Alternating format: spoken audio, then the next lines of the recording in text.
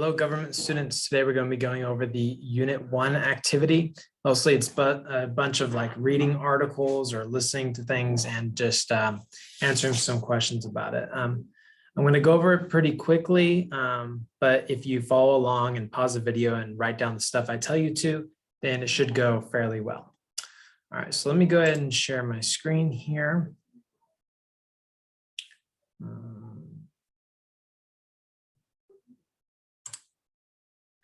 Okay.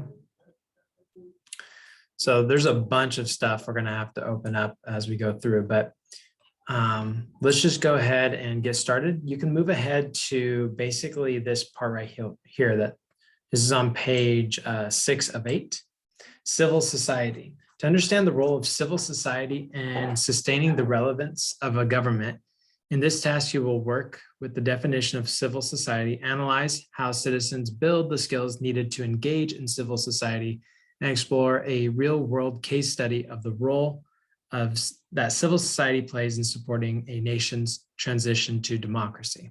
Okay. What is civil society? You've seen a handful of definitions of civil society. Hopefully you saw that throughout the unit. Now you will need to form your own personal definition. Consider how civil society is formed, differences in democratic and totalitarian regimes, and global forms. Okay, so part A, basically we're going to put down some elements that are part of a civil society. So you can see they already put one here for you. Voluntary participation, and then the role and importance. Activities should be organically driven by the interests and needs of individuals and groups. Okay. Now you can go and read these two articles, or this article and this podcast. I would say the podcast is only a minute long, but it's not that important. The article, it's right here when you click on that link. The article is kind of basic too. It's not that great. You can go and read it if you want. I kind of read through it a little bit, but there are some main things with freedom, with various freedoms, and how we should support each other's freedoms in a civil society.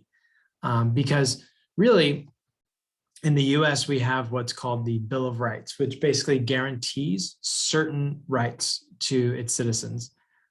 So most of the basic rights people know, like freedom of speech, freedom of religion, freedom of the press, the right to a speedy trial, the right to bear arms. These are your basic ones that come from the Bill of Rights.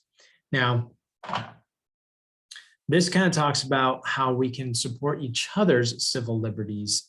That's kind of our responsibility to support each other's civil liberties. So for example, freedom of speech. You may not agree with something I have to say, but we have to agree that we have the right to say it, right? So even if you disagree with someone, you should still allow them to say it, because everyone has that freedom of speech. So what are some elements to a civil society? Basically, how should we treat each other? Or what are some things we should do to promote a civil society? So one is voluntary participation. One is, we could say, individual rights. Individual rights. Then you could say its role and importance. Individuals and their rights need to be safeguarded against the government, right? Basically, the Bill of Rights, here's one of the things, it's to protect the citizens, right, against the government, right? Because a government might come along, or a regime might come along that wants to take these rights from us. But in a civil society and with the protection of the Bill of Rights, hopefully we're able to protect ourselves and keep our rights. That's the main thing. So individual rights. And so we need to make sure that our rights are protected against the government.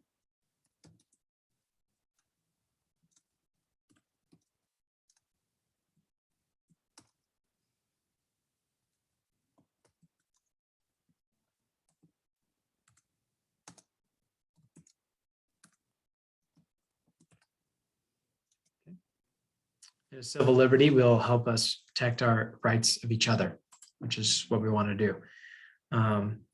Also, we have the rule of law. What's its role and importance? So see if you can write down what the role or importance of the rule of law is. What about tolerance?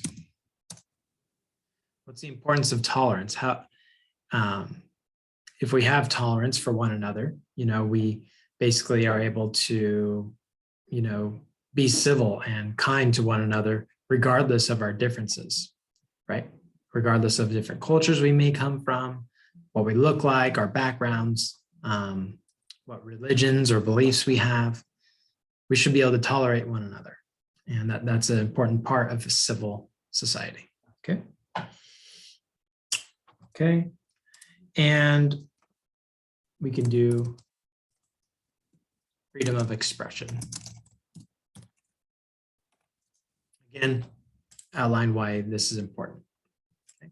So based on these things, what definition of civil society can we come up with, right? Basically, people working together for a common good, for the benefit of each other, of the benefit of the society, and focused on ideals. There are certain ideals that we should hold true or hold sacred that are important in a civil society. All right, including freedom of expression, tolerance, and these things we listed. Okay, so I kind of gave you my definition or a part of what could be your definition. So go ahead and put that there. Okay. Part B.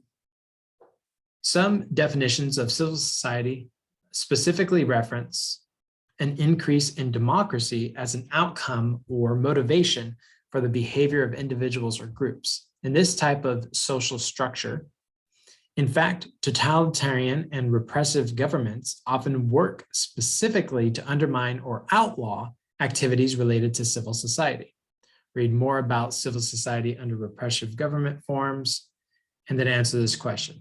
How do repressive regimes interact with civil society, and what impact does that have on its citizens?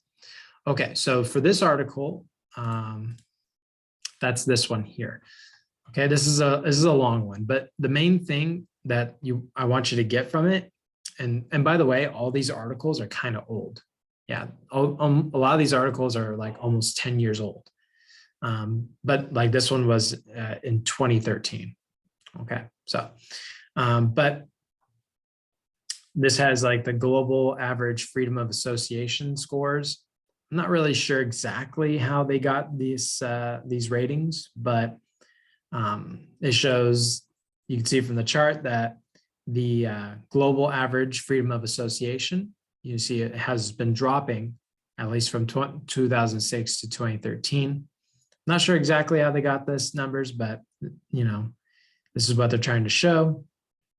Again, you could see civil liberties, freedom of association, political rights have all been, have a downward trend over that time period. But the main thing we want to get from it is you can go all the way down to like down here. Okay, and talks about some specific examples that repressive regimes have put onto civil societies. So basically, how governments around the world, some governments have tried to squash or get rid of civil society, right? Or at least civil liberties of people. Okay, so here's some examples. And you could probably think of some more recent examples as well, right? For example, in Russia, they're not allowing people to protest against the war with Ukraine, right? So getting rid of protests, right? We have the freedom of association, meaning the freedom to come together and protest something, right? Or speak out against it. Well, they don't have that. They don't have that in Russia, right? So, or they don't have that in China. They don't have that in lots of places, right? So this is a civil right that we have in the United States, but it's not a civil right everywhere. Okay, so repressive regimes, what they can do is they can imprison people. They could try to disrupt groups. They can They can, take away the funds of any of these groups, things like this. These are examples of how repressive regimes basically attack civil liberties. Okay. So here you can kind of just state something like that, right? Where here there's some examples, but basically we could talk about how repressive regimes, they target certain groups, certain individuals.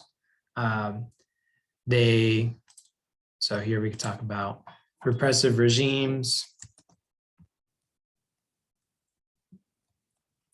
Spell.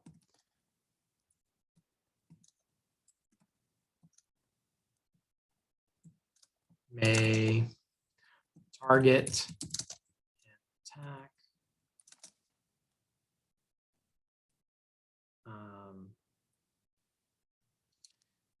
individuals and groups that seek to protect human rights and civil liberties. Okay. I'll let you complete the rest of that, right? So you can talk about specific examples. You could talk about how they may harass, attack. They may try to disrupt protests. They may try to discourage people. They may put out propaganda against these groups.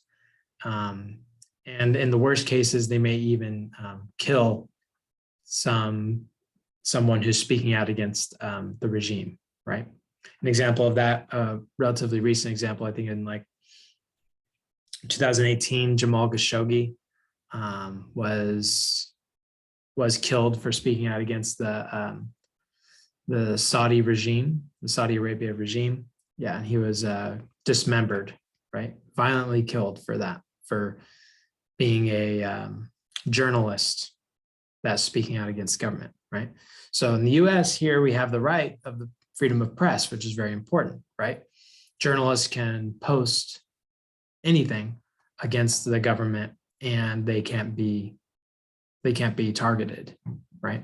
Or at least they shouldn't be, right? It's not perfect because, no government's perfect. The US government is not perfect, but I can say these things without worrying that I'm going to be imprisoned. I can say that the US government's not perfect, that there's problems with it and things like that. So in other repressive regimes, that might not be the case, okay? In the example of Jamal Khashoggi in Saudi Arabia, he was killed for being a journalist that spoke out against the repressive regime, against the crown prince. So something to keep in mind there. All right, so I finished the rest of this. I gave you a good stepping stone. I gave you some information, and you could always read this if you want to. Okay, let's move on. Once you're finished with that, we'll move on to part C here. Okay. While observers often discuss civil society activities as happening within certain country or localized community, many parties work on growing civil society at a global level. Some organizations, such as the Open Society Foundation and the International Civil Society Center, base their mission on global efforts to encourage the formation of civil society. In addition, the United Nations maintains programs to respond to global issues in its member nations. In a few sentences, explain how global civil society works. How is the practice of civil society different on a global level? All right, so basically, you can look at these three websites here. I've already pulled them up. So here's the International Civil Society Center. Here's the Open Society Foundation, and then here's the UN. But basically, you can kind of read their mission statements here, right? Our mission is to strengthen the impact and resilience of the international civil society organizations to support people to change their world for the better, right? Okay. So basically, just kind of state what they do, right? Which is pretty much common sense. They try to increase civil liberties around the world, not just in their local communities, but around the world, internationally. They are funded usually through government organizations. maybe you could talk about how they fight corruption, and they support, or at least they try to create democratic governments in certain areas, right? So a big part of it is like trying to increase democracy in areas where there's less democracy, right? And they don't focus on a specific issue necessarily or specific region, but they try to increase civil society on a global scale. Okay, so you could read their mission statements and kind of go off that, right? The Open Society Foundation works to build vibrant and inclusive democracies whose governments are accountable to their citizens, right? Like I said, supporting democracy for the most part. The UN talks about this as well. One thing that you can read here, it says safeguarding peace, protecting human rights, establishing a framework for international justice, and promoting economic and social programs. Right. So facing new challenges such as AIDS, big data, climate change. Right. So you can reference all of this stuff and kind of say what they are working towards. And that's basically this question. Okay. So in maybe like a handful of sentences, maybe like 4 sentences or so, just kind of state what they're trying to accomplish. And you can mention protecting civil rights, promoting civil liberty, promoting civil societies, promoting democracy, and facing those challenges on a global scale. All right. Once you're done with that, we'll move on to the next one. Question 2. To build and maintain civil society, young citizens must be taught the skills involved in activities related to civic engagement. Schools address this need with courses like the one you're taking, or in civics courses.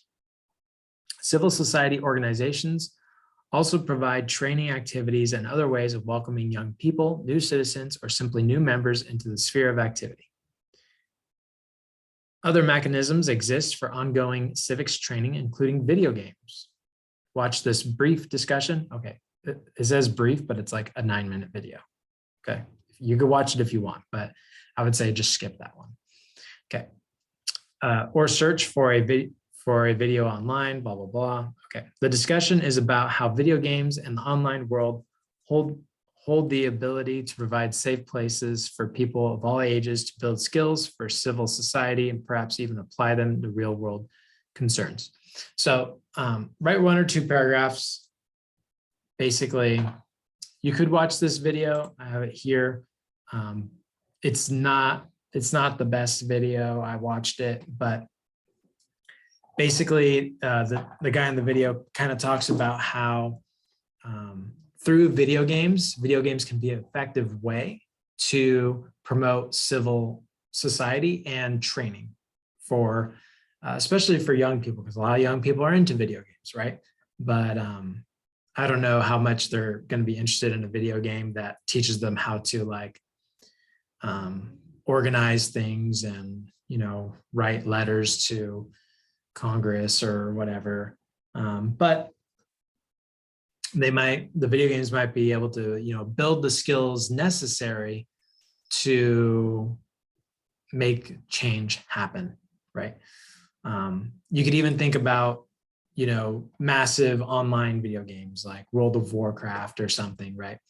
Where you have to organize with other people and you have to come together for a common objective and work together and so forth. And these skills might be handy if you're trying to organize a protest and things like this. So he kind of talks about that and how basically that video games can be an effective learning tool towards creating a civil society and building the skills needed for young people to cooperate with one another, to speak to adults and government officials, and how to have more civic engagement in their society. One thing it talks about is like he had a game that they're developing where it's like there's this lake that's not doing well, like there's trash and like pollution in the lake. And talks about in the game, you kind of like have to sample the lake's water and then like look at the lake's populations of fish and stuff, and then teaches you how to write a letter to the local government and have them hopefully do something about this, right? And how to organize people to, right? So it teaches all these things about, you know, through this example of like cleaning up a lake, right? So there's definitely a lot of truth to what he says. Of course, you could write a little bit about the other side of video games, right? How like, well, if kids are playing too much video games, we're already in front of our computer screens and our phone screens too much as it is. Should we be really promoting video game playing and taking more time from being out there in the real world, and that video games might distract people from, or be just another distraction to take us away from the real world where real things are happening. So you could write kind of both of those ways, right? Maybe one paragraph talking about the positive, one paragraph talking about the negative, something like that. Okay. All right. Hope that makes sense. If you need more, you could always watch that video. Okay. But hopefully I gave you enough information to kind of like form your own opinion and at least write a little bit about it. Okay. Let's go on to the next question, question 3. All right, this one's going to be mostly you writing, right? Okay. This is probably the biggest or hardest part of this assignment. Existing civil society institutions provide support when nations transition from authoritarian to democratic rule.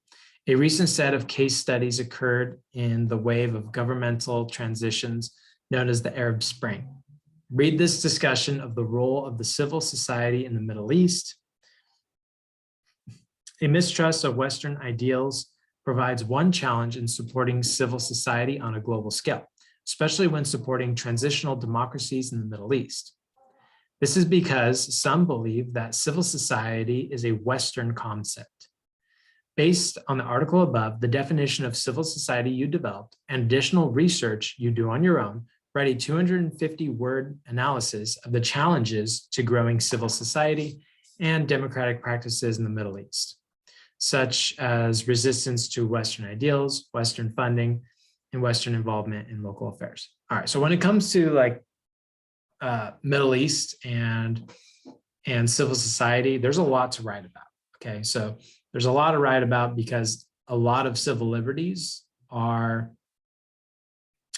not had in a lot of these countries. I mentioned how, you know, the journalist Jamal Khashoggi was killed for writing about the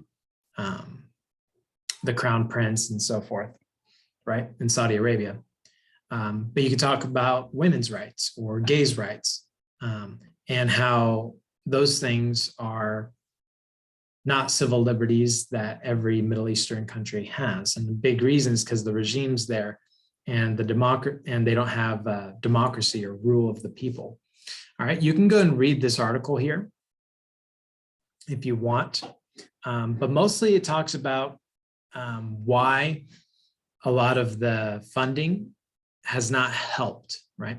It talks about NGOs, which are non-government organizations, and how they're trying to, how these NGOs are basically trying to create democracy or support democracy and civil liberty.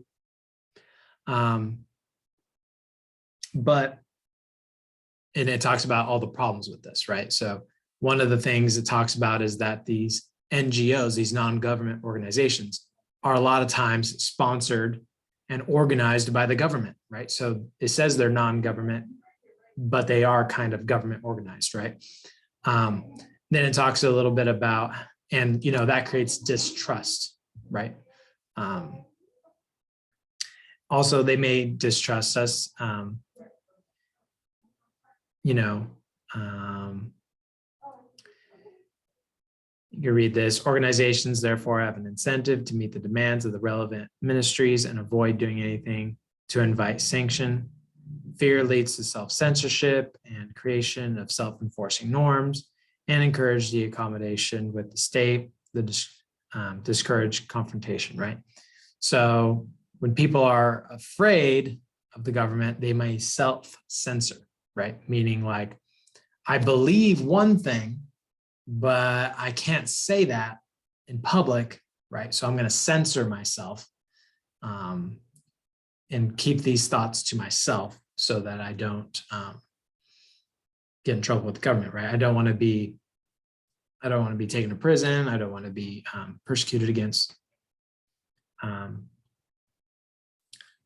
And a lot of these pro-democracy NGOs are not, in fact, pro-democracy NGOs, right? They basically, if you're promoting democracy, you're talking about altering the way the power structure works in a country, right?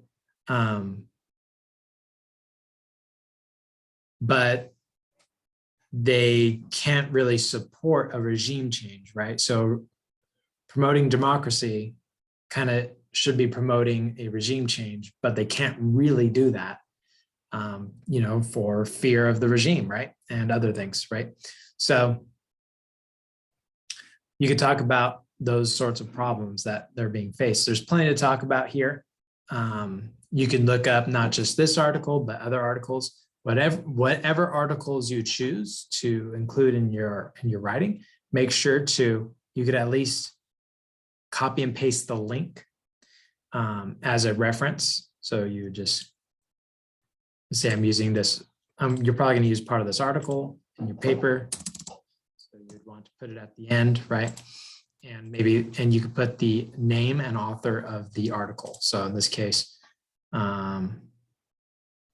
the author is Shadi Hamid, and it was written October 21st, 2010. Again, all these articles are old. This one's over a decade old. So you can probably find a lot more recent and relevant information. And you'd put the name of the article, right?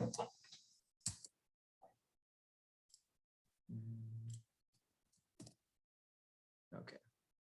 Well, I don't want that big. Okay.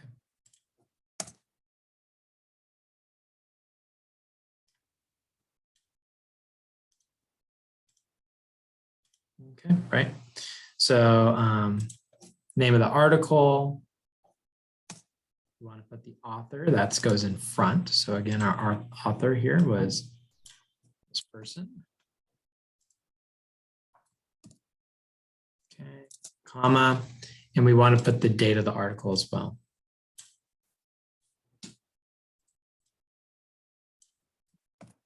Date of the article, comma, the name of the article, and then the name of the organization that has the article. So that's Brookings.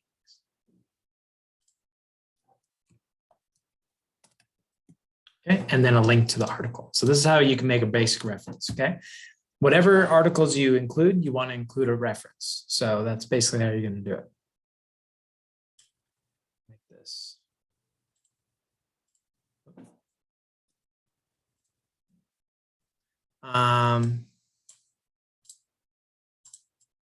I'll make all this black ink. Okay. But as you write, I kind of gave you some pointers, some things, some talking points you could put out there. Okay. All right. Once you're done with that, that might take you some time, but once you're done with that, you can move on to the next page. We're going to talk about the Bill of Rights. I've talked about it a little bit already, but this is your basic, this is like what outlines a lot of the specific rights that we have as American citizens. So for the United States, the Bill of Rights serves a basic purpose for protecting individual rights and liberties. It protects those rights and liberties against the courts, against the government, right? So you could always rely on the Bill of Rights to protect us and allow us to show, hey, I have a right of freedom of speech. I have the right to so forth and so forth, right?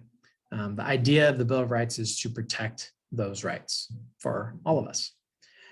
Yet, it also performs as a fundamental role in establishing an environment that supports and sustains civil society. While the founders may not have used the term civil society in their writings and discussions, the rights they protected in these first 10 amendments in the Constitution encourage citizens to engage with each other informally and formally in civic institutions to continually improve the nation's democracy. Review the amendments in the Bill of Rights. Choose 3 rights to focus on, the rights that you believe are the most important ones in the document. Take notes in the table provided below about each right, include the amendment number and the name of the right, identify a current real-world scenario that illustrates conflict around the world, and describe the reasoning explaining the different sides of the conflict. So I'll give you a couple examples. They ask you to do 3 of them here. I'll give you a couple examples and you have to do one on your own. You want to use relevant real world things here, right? So let's go ahead and click on that Bill of Rights here. When you click on this, it'll bring up this. You want to go over here to Bill of Rights. You go to read a transcript. You have to scroll down all the way down here and you see the US Bill of Rights. And it talks about these various amendments here, okay? Amendment 1 is kind of the one that is like this is the most famous one, I would say, the First Amendment, okay?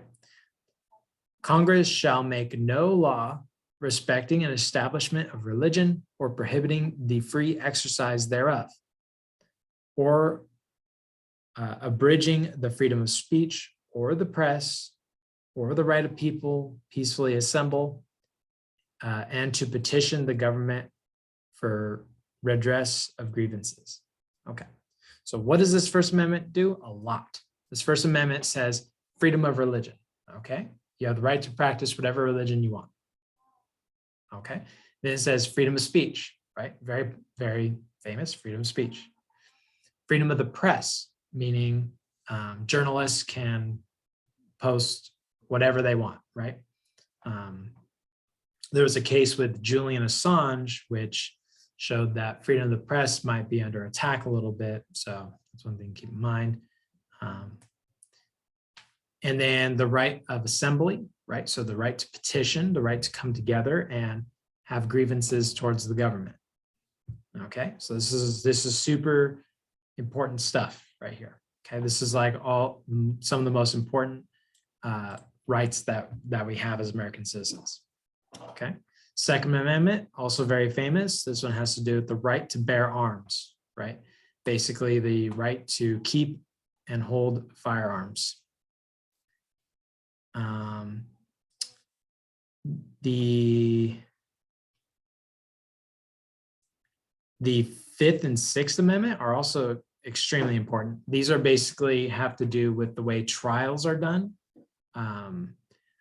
The Fifth Amendment talks about you don't, lots of different rights here for trials are in these 2 amendments. So no person shall be held to answer for a capital or otherwise infamous crime unless on the presentment or indictment of a grand jury, except in cases arising in land or naval forces or the militia, when in actual service in time of war or public danger, nor shall any person be subject for the same offense to be twice put in jeopardy or of limb or life or limb, nor shall be compelled in any criminal case to be a witness against himself, nor be deprived of life, liberty, or property without due process of law, nor shall private property be taken for public use without just compensation. Okay, so this is, people say, I plead the Fifth, right? That means like you have the right that you don't have to self-incriminate yourself in a court setting. You cannot be compelled to be a witness against yourself, basically. Also, you can't be accused of the same crime twice. So let's say you are accused of a crime, but then you go to court and you win the case, right? You're found not guilty. Then they can't just bring you back into court and say, okay, you have to do that over again. We're sure you're guilty. And then you have to keep on defending yourself. So this amendment says like, no, once you're proven not guilty by a jury of your peers, you're done. You don't have to do it again, right? Sixth Amendment also gives us a lot of rights in court as well. That basically the accused shall enjoy the right to a speedy and public trial by an impartial jury of the state and district wherein the crimes shall have been committed. So basically, it's a jury of your peers, and they have to be impartial, right? So they can't already have their decision made before the trial even starts, basically, right? They have to be impartial, right? Also, a speedy and public trial. Okay, it's important too. So these are all very important amendments, very important rights that we have in the United States. So I want you to read through them. A lot of them are kind of like, what? It's kind of weird. Like this one, no soldier shall in time of peace be quartered in any house without the consent of the owner or in time of war, but in the manner to be prescribed by law. So this is a weird one, but basically, if a soldier says, hey, let me stay at your house, you could basically say no, because I have the Third Amendment, right? This is kind of a weird one, but basically the reason this is here is because like the British soldiers did this to like the American colonists, right? They'd just be like, oh, I'm a soldier, I'm going to stay at your place, right? So they put that in there because the U.S. when they were writing the Bill of Rights, they're like, yeah, we're not doing that. We're not doing that again. Okay. But yeah, you could read through these. They're all very important. But let's talk a little bit about, we could put the First Amendment here. You could probably do all three of these be the First Amendment, honestly, but maybe change it up a little bit. Don't use the First Amendment for all of them, I guess, but you easily could, right? So one thing could be like the freedom of the press. Okay. Current issue. Okay, so here for the current issue, you could talk about how I mentioned that thing about Jamal Khashoggi.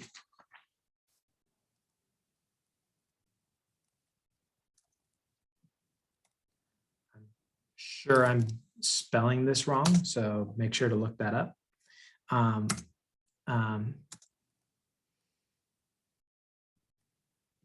Was killed for writing about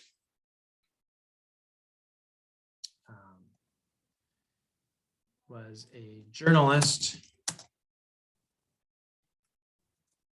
who was killed for speaking out against the Saudi government and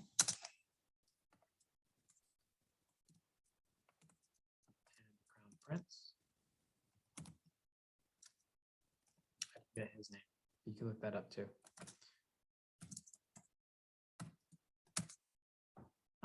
Reason for the conflict. So here you could just put like, for all of these, you could be like authoritarian government or government corruption.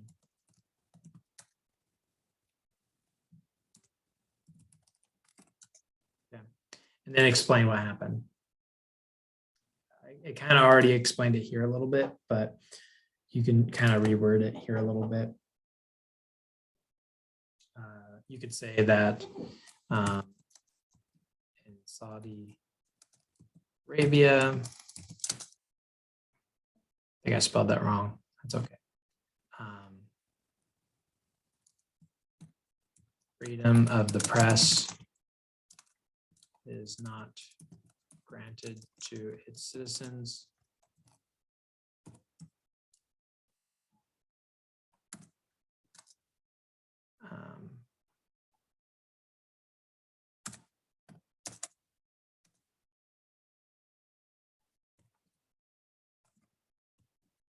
A journalist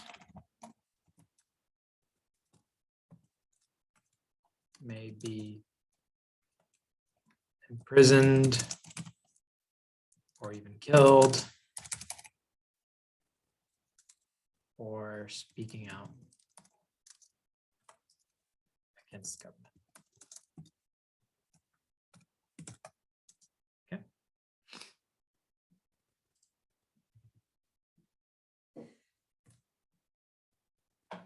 Okay.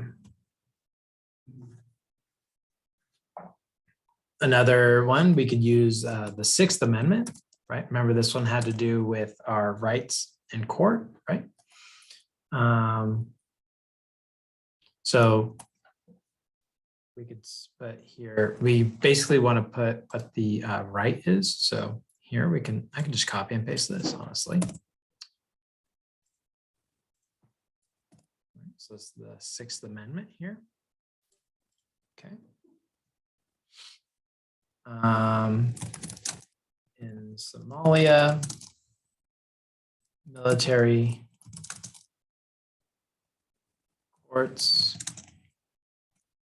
have tried hundreds of people without a fair trial. Okay.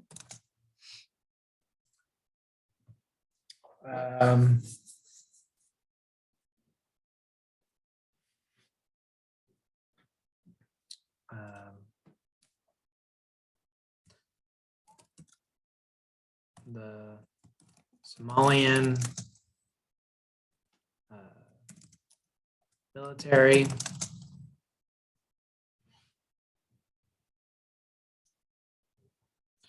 court conducted many unfair and unfair trials that resulted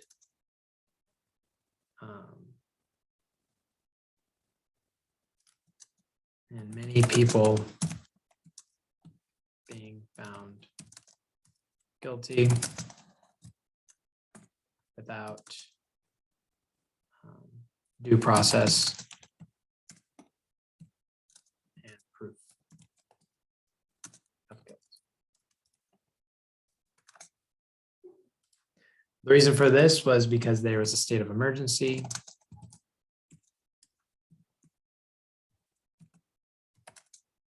This was in 2011. Okay.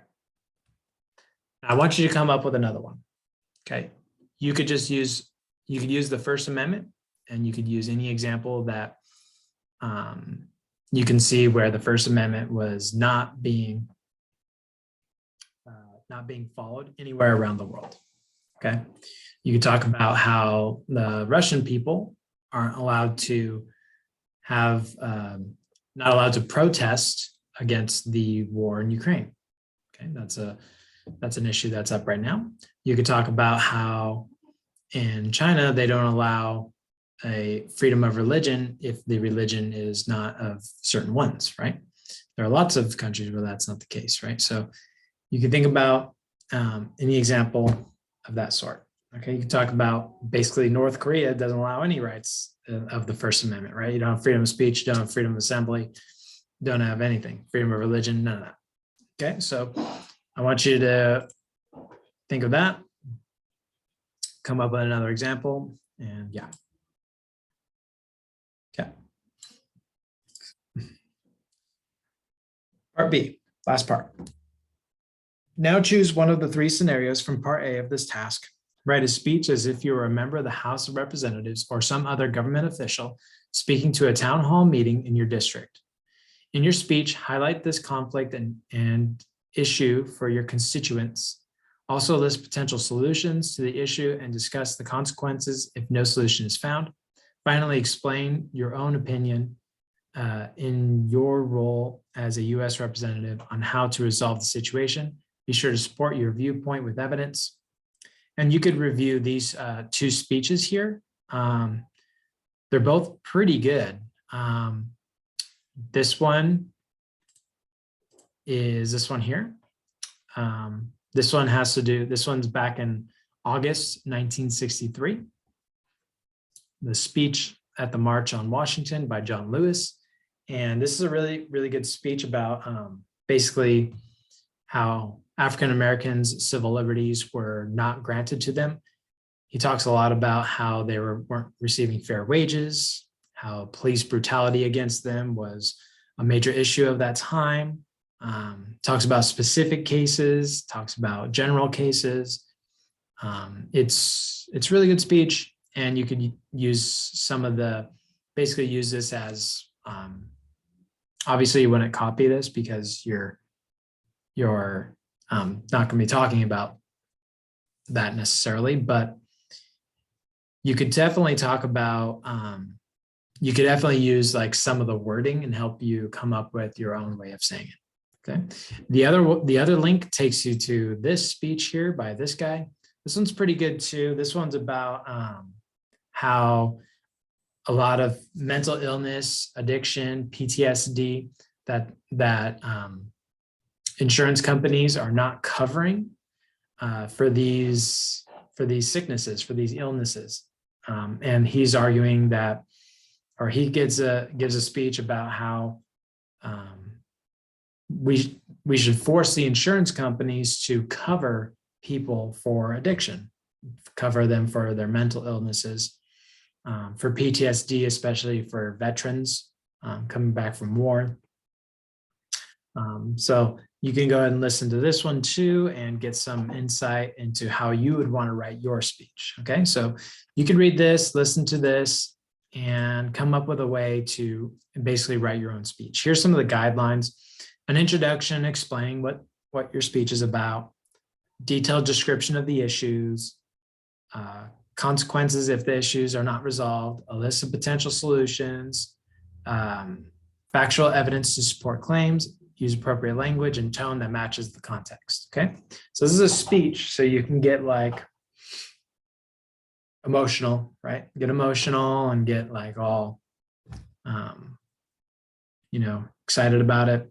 So it's a speech to try to rile people up and to have them understand your viewpoint and get them to agree with you, basically. Okay, and agree to make a change. All right. So I hope that made sense. Do your best on that. If you have additional questions, you could always put them in the comments below and I'll try to help you out as much as I can. All right. All right. Well, I hope that made sense for the most part. And I'll be getting to the rest of the government activities in due time. But until then, thanks for watching and take care. Bye.